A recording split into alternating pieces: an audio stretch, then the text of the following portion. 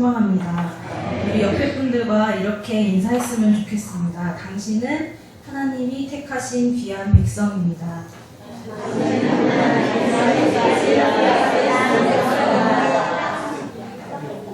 귀한 백성이십니다. 네, 오늘 본문 말씀 사무엘상 12장은 사무엘이 이스라엘 백성들에게 전하는 설교입니다. 사무엘은 그의 어머니인 한나가 실로에 있는 성전에서 하나님께 기도하고 간구하여 하나님께서 그 기도를 들으시고 응답하여 주신 하나님이 선택하신 사람입니다. 사무엘은 어머니인 한나의 서원에 따라 실로에 있는 성전에서 여호와를 섬기면서 자랐습니다. 그런 사무엘을 하나님께서는 은총을 내려주시고 함께 계셔서 그의 말이 하나도 땅에 떨어지지 않게 하시니 단에서부터 브엘세바까지의 온 이스라엘이 사무엘은 여호와의 선지자로 세우심을 입은 줄을 알게 하셨습니다. 이러한 사무엘이 사사로서 이스라엘을 통치하게 되고 종교 개혁을 통해 이스라엘과 하나님과의 사이를 분명히 하였습니다. 또 하나님께서는 블레셋과의 전투에서 승리하게 하셨으며 다시 이스라엘을 치려는 블레셋으로부터 구원하시고 여호와의 손이 사무엘이 사는 날 동안에 블레셋 사람을 막으시고 빼앗겼던 영토를 다시 회복하게 하셨습니다. 이렇게 하나님께서는 이스라엘에게 그들만의 군사가 아닌 하나님의 주권적인 섭리로 인해 평화를 선사하셨습니다. 하지만 이스라엘 백성들은 자신들에게 평화를 허락하신 하나님을 버리고 자신들만의 왕을 세워달라고 사무엘에게 요구합니다. 이스라엘 백성들이 사무엘의 아들들인 요엘과 아비야의 부패에 대한 문제로 왕을 요구하였습니다. 하지만 근본적인 이유는 하나님을 그들의 유일하신 통치자로 생각하지 않고 주변 국가들의 왕정에 대한 동경으로 인해 생긴 인본주의적인 생각이었습니다. 이 말을 들은 사무엘은 기뻐하지 아니하여 여호와께 기도하게 됩니다. 그러한 사무엘에게 하나님께서는 이렇게 말씀하셨습니다. 그들이 너를 버림이 아니요 나를 버려 자기들의 왕이 되지 못하게 함이니라. 사무엘은 백성들에게 왕이 세워지고 나면 나타나는 문제점들을 이야기하며 백성들의 마음을 돌려보려고 하지만 백성들은 끝까지 사무엘에게 왕을 요구합니다. 결국 하나님께서는 이스라엘 백성들의 요구를 허락하시고 사울을 그들의 왕으로 세우십니다.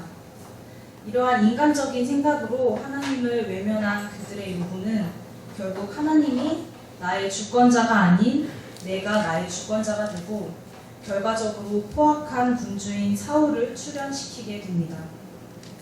하나님께서는 아브라함에게 나타나셔서 아브라함에게 하신 약속을 지키시고 성취하시기 위해 이스라엘 백성들을 애굽에서 꺼내시고 허락하신 땅인 가나안으로 들어가게 하십니다. 하지만 이스라엘 백성들은 그 긴 여정 동안 자신들에게 먹을 것, 마실 것과 그리고 쉴 곳을 허락하시고 늘 보호하신 하나님을 버리고 그들을 향한 하나님의 크고 놀라우신 계획을 막아서며 자만한 마음과 하나님에 대한 믿음을 상실하게 됩니다. 이러한 이스라엘 백성들의 그 모습 속에 하나님이 아닌 다른 것을 왕으로 섬기며 살아가려고 하는 우리의 모습을 발견하게 됩니다. 우리는 하나님의 은혜로 말미암아 영원히 죽을 수밖에 없는 운명에서 하나님을 찬양하며 영원히 살아가는 큰 기쁨을 누릴 수 있게 되었습니다. 나를 하나님의 백성으로 삼으시고 그리스도께서 내 삶의 주인 되시며 나를 통치하시는 삶을 살아가는 것을 약속하게 되었습니다.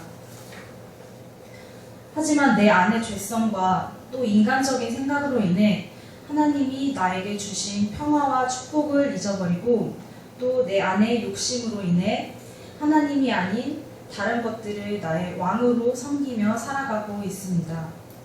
더 심하게는 나를 향하신 하나님의 계획과는 전혀 무관하게 내가 이루고자 하는 것, 나의 욕심이 강요하는 것을 추구하며 하나님께 요구할 때가 많습니다. 오늘 본문 말씀인 12장은 사무엘이 이스라엘을 위하여 왕을 세우고 마지막으로 백성들에게 전하는 고별 설교입니다. 사무엘은 하나님의 말씀을 따라 왕을 세워주었지만 마지막까지 그들에게 하나님께 순종하고 하나님의 명령을 거역하지 말라고 경고합니다. 거역하게 되면 여호와의 손이 그들의 조상을 친 것처럼 너희도 치실 것이라고 말합니다. 이러한 경고를 들은 백성들은 자신들의 잘못을 자각하고 두려움에 떨며 죽지 않게 해달라고 회개합니다.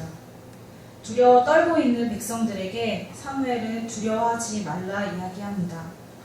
여호와 섬기는 데에 돌아서지 말며 마음을 다하여 여호와를 섬기라고 말하면서 두려움에 떨고 있는 백성들을 하나님의 은혜로 위로해 줍니다. 또한 하나님의 이스라엘 백성들을 향한 언약을 이야기하며 그들에게 하나님의 위대한 약속을 통한 구원과 기쁨과 평안을 이야기합니다. 우리들 역시 이스라엘 백성들처럼 하나님의 통치하심을 외면하고 세속적인 목표를 추구하던 사람들입니다. 하나님이 아닌 헛된 우상을 섬기며 살아갔습니다. 그렇게 죄를 짓고 살아가다가 어느 순간 그 죄를 자각하고 그로 인해 죄책감에 빠질 때가 있습니다. 하나님께 회개하고 용서를 구하면 용서해 주실 것을 우리가 다 알지만 하나님의 그 위대하심 앞에 대조적으로 끊임없이 일어나는 인간적인 생각과 내 방식대로 살아가는 작고 초라하고 볼품없는 나를 발견하게 됩니다. 하지만 하나님께서는 좌절한 나에게 너의 죄를 고백하고 다시 나를 섬기라고 말씀하십니다. 또 나를 향하신 하나님의 약속과 계획을 말씀하십니다. 오늘 본문 속 12장 24절 말씀에서 사무엘은 이렇게 이야기합니다. 다 같이 24절을 한번 읽어보도록 하겠습니다. 너희는 여호와께서 너희를 위하여 행하신 그 큰 일을 생각하여 오직 그를 경외하며 내 마음을 다하여 진실히 섬기라. 우리가 하나님을 경외하며 하나님을 두려워하는 마음을 가져야 하겠지만 죄를 두려워해서는 안 됩니다. 죄를 두려워하지 않고 죄와 맞서 싸우며 나를 위해 행하신 그 큰 일을 생각하며 다른 것들이 아닌 오직 하나님만을 진실이 섬기는 일신교회 성도 여러분 모두가 되시기를 소망합니다.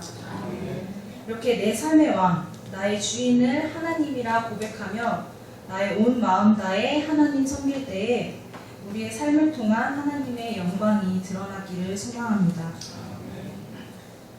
사사시대의 이스라엘 백성들은 왕이 없이도 하나님을 의지하며 하나님 안에 거하며 살았습니다. 하지만 그들 속에 인간적인 생각이 피어나고 욕심이 생겨나자 결국 하나님을 버리고 왕을 요구하게 되었습니다. 이처럼 우리도 처음 하나님을 영접하였을 때 하나님만이 나의 영원하신 왕이시며 하나님 한 분만 바라보고 살 것을 고백하였습니다. 하지만 세상 속에 살아가면서 너무나도 많은 유혹과 시험으로 인해 나를 구원하신 하나님의 사랑을 잊고 하나님이 아닌 다른 새로운 왕을 찾으려 하였습니다. 하지만 이러한 죄를 우리가 고백하고 다시 하나님 앞에 무릎 꿇을 때 하나님께서 용서하시고 다시 나를 향하신 하나님의 크신 계획을 실행하실 것입니다. 하나님께서는 우리를 하나님의 백성으로 삼으시고 기뻐하셨으며 우리의 삶을 통해 하나님 당신의 이름을 높이십니다. 우리가 우리의 죄에게 무너지거나 좌절하지 않고 또 세상 속에 평안과 위로가 없을지라도 나의 안식처이시며 나의 쉴만한 물가 되신 하나님을 내 삶의 주인으로 고백하고 나의 온 마음 다하여 하나님을 섬길 때에 하나님의 성민으로서의 정체성과 나를 향한 하나님의 계획하심의 그 확신을 갖고 하나님을 나의 영원하신 왕, 나의 주권자로 섬기며 우리가 이 세상 살아가는 이신교의 성도 여러분 모두가 되시기를 소망합니다. 주님을 구주로 모신 그리스도인은 나에게 주도권이 있는 것이 아니라 우리와 함께 하시는 주님께 주도권이 있는 사람들입니다.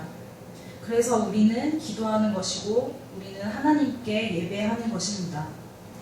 우리 마음에 하나님이 아닌 다른 것으로 채우려 했던 것들, 하나님이 기뻐하시지 않을 것 같은데도 하나님의 마음을 외면한 채 붙잡고 있고 계속해서 끊어내지 못했던 것들을 우리가 결단하고 다시 그분께 주도권을 드리는 일신교회 성도 여러분 모두가 되시기를 소망합니다. 그리고 또 돌아오는 이번 한 주간도 나의 왕 되신 하나님을 의지하고 하나님 한 분만을 온 마음 다하여 섬기는 한 주가 되기를 소망합니다. 기도하시겠습니다.